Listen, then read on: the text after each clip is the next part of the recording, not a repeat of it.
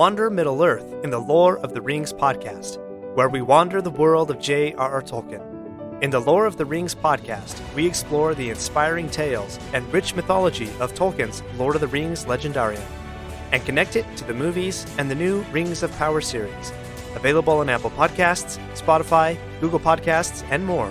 You'll find a new, lore-packed episode every Thursday. Come wander and not be lost with the Lore of the Rings podcast. Welcome back to the Reading and Writing Podcast. My guest today is Dale Allen Rowse, author of the new novel Handsome Devils, the Language and Light series, Book 1. Dale, welcome to the podcast. Thanks so much. Glad to be here. Absolutely. Well, if someone listening hasn't yet heard about your novel, Handsome Devils, how would you describe the novel? In short, I kind of wanted to do something that would kind of express my work as a shamanic practitioner. Because a lot of people don't really understand what shamanism is. A lot of people have heard about it, but they think it's some kind of like voodoo or something or whatever. So I wanted to create a tale that would kind of walk people through that process. And so I kind of landed on Nikola Tesla, who I've always found a super interesting character. So in a way, it has some historical reference to it because the stories actually follow the actual life of Nikola Tesla. And once I had identified that he was going to be the main character, I always like to have like a balance point on the other side for the other character, right? Like a Grace and Frankie kind of experience, right?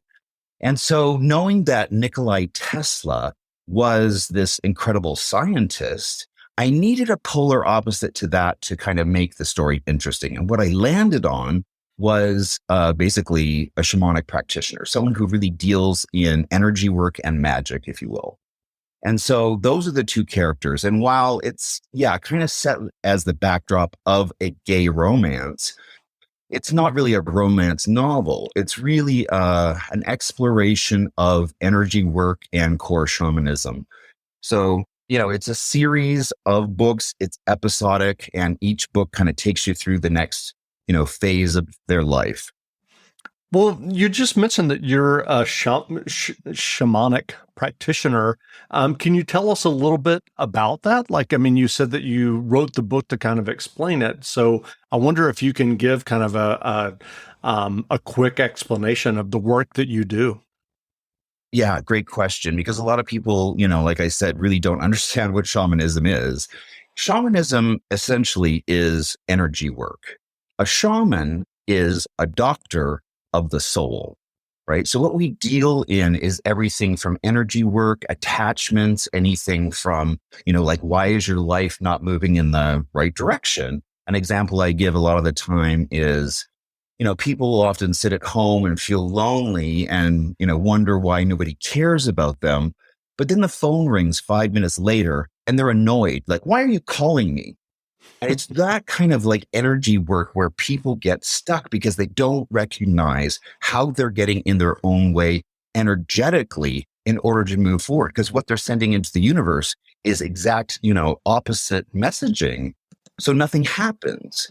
So core shamanism is really getting into the energy work of your words, your intention, like how I actually stumbled into this. Well, I have a couple of relatives who are First Nations. So I was always kind of around it back in Canada at home.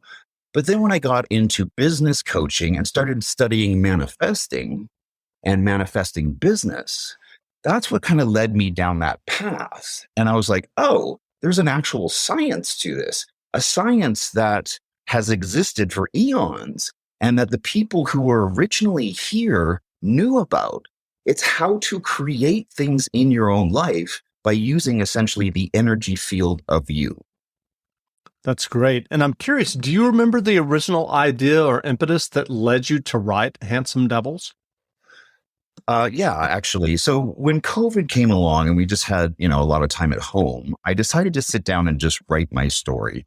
And while it kind of started as kind of a trauma journal, it evolved over time. And once I was able to kind of unearth my garbage right? And again, that's core shamanism right there, right? Getting into the depths of what's holding you back and examining it and looking at it and really, not letting it bedevil you moving forward because it happened in the past. You got to leave it in the past. And it wasn't until I wrote the first trilogy of books that I really went through that process of unearthing all the garbage that I've had to live through. And then I started the second series, the Language and Light series, which was kind of a counterpoint to the first trilogy, which was kind of dark, right? Because it just dealt in a lot of trauma. And once I was done with that, I'm like, okay, got that out of the way. I want to do something that has a vibration that when the reader goes through the journey, that the main character's ahas becomes the reader's ahas. And my intention was to help people evolve, essentially, in their own consciousness by reading this book. Well, I'm curious. You mentioned that it's a gay romance, and you mentioned Nikola Tesla. Was Tesla gay? Yes, at least as far as all the research I've read. Sure.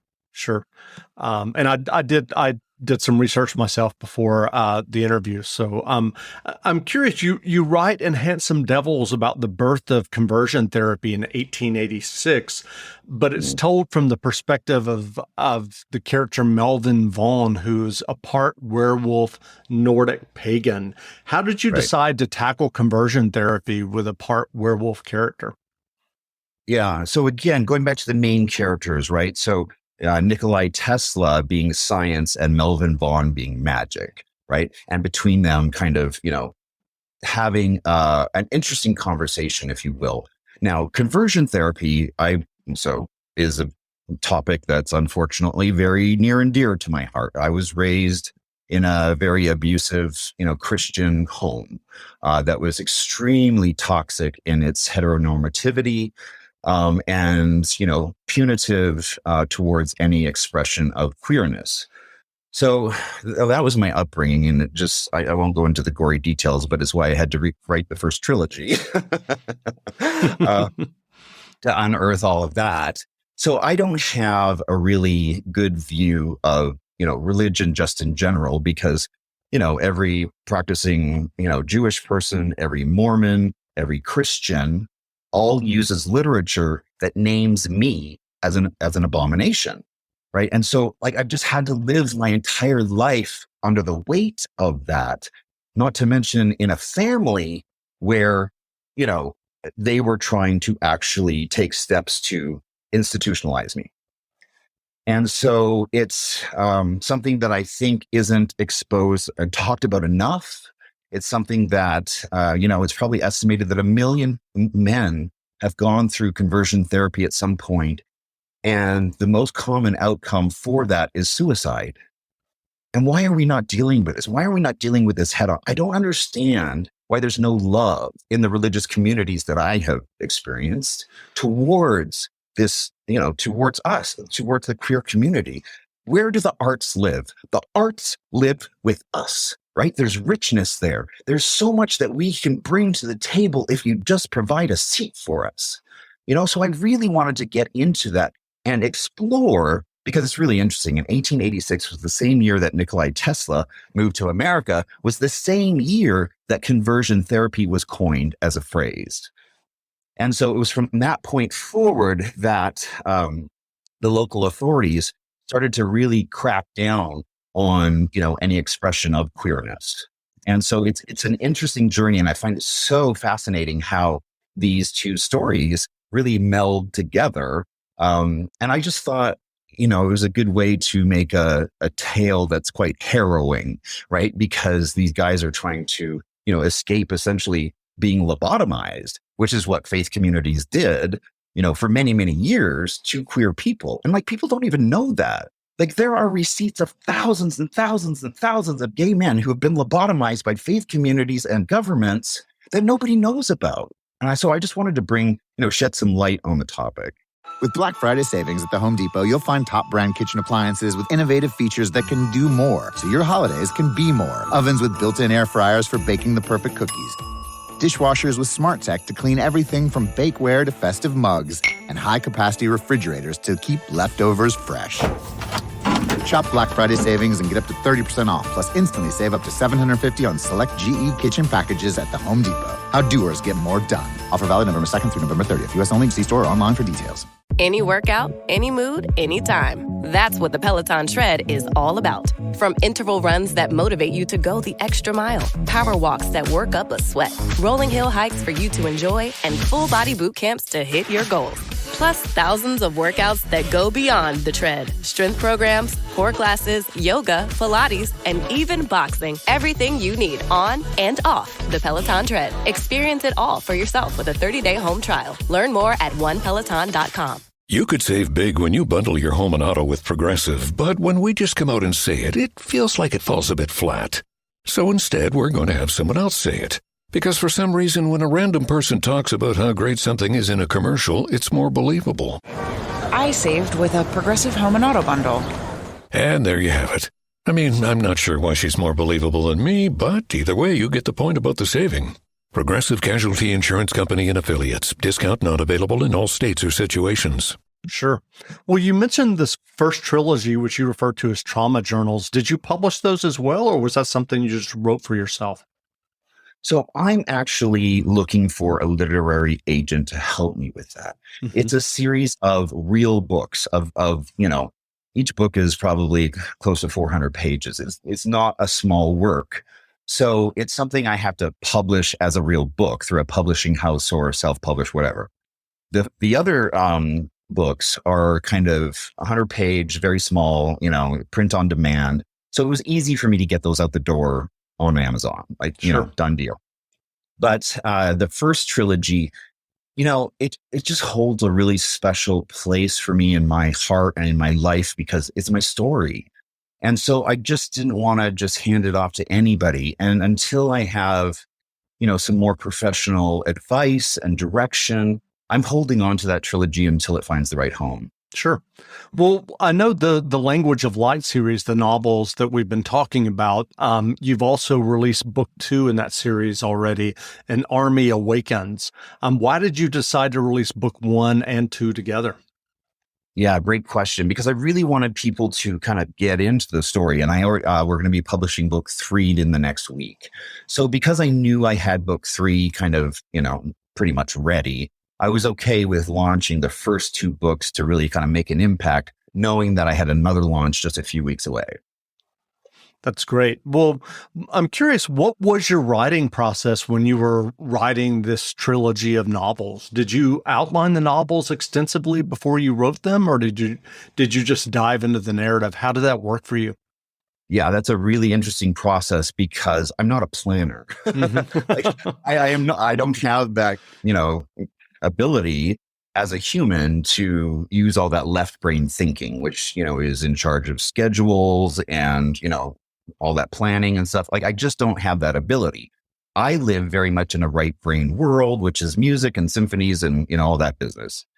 So when I sat down to write my book, I kind of just let it tell me what it wanted to be, if you will. And that was a process that has changed my life. Because what I discovered is that I actually have a really unique ability to do a thing. And I was doing it long before I even knew there was a term for it, but it's called automatic writing. Mm-hmm. And it's a spiritual process. And in shamanism, we describe it as being the hollow bone, right? To be a conduit, if you will, to beyond us, right? And so it was me kind of like centering myself in that idea of removing myself from myself so that I could be open to information. Because again, I wasn't planning anything. I'm like, okay, God, what are we doing? Right. And it was really me learning to leverage that skill and listen to that inkling that led me to automatic writing.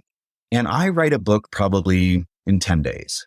I write as fast as I can because as the information is coming to me, I'm typing as fast as I can because it's so fleeting, like the information. And I just really learned to trust it. And it blows my mind because I'm learning what's coming out onto the page as it's happening. And like, there's so many times where it's like, I don't know why it's telling me to do this in chapter 3, but I'll do it anyways. And then in chapter 6, it makes sense and it loops back up. And I'm like, oh my gosh, this is so much more brilliant than anything I could have ever come up with. So this process of getting into the spiritual practice of automatic writing is how I kind of wrote these books and why I write books so fast. That's great. Well, I'm curious, what books have you read recently, either fiction or nonfiction, that you have enjoyed? Yeah. Return of the Bird Tribes is really blowing my mind right now. It's a book by Ken Carey. He also does the same process for writing. He essentially, just channels books in the way that I do. And this book, Return of the Bird Tribes, like I said, it's blowing my mind because what he's doing is he's channeling information from the original people of Earth, essentially. And it walks you through how, we kind of evolved as a species. And everything from, who is the angel nation and where do they live and how do they fit into the big picture? And so just for my spiritual practice and understanding core shamanism, this has been, a total game changer. It's a really amazing book. That's great. Well, where can people find you online if they'd like to learn more about you and your Language and Light trilogy? Yeah, you can go to DaleAllenRowse.com. And then all my social media is just at Dale Allen Rowse. That's great. Well, again, we've been speaking with Dale Allen Rowse, author of the new novels, Handsome Devils and An Army Awakens. And the third book in the trilogy will be out soon. The novels are on sale now, so go buy a copy. And Dale, thanks for doing this interview. Thanks so much. Great.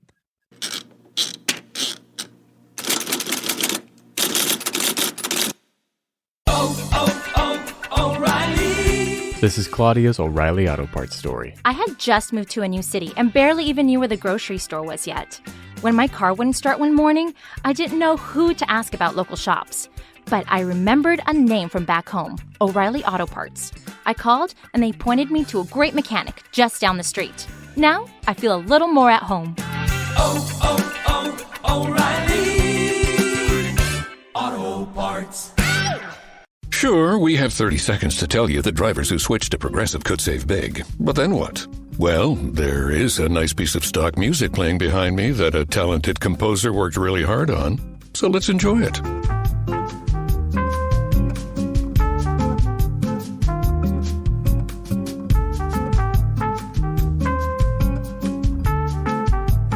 Wow, almost overshadows the saving big when you switch to Progressive part. Progressive Casualty Insurance Company and Affiliates.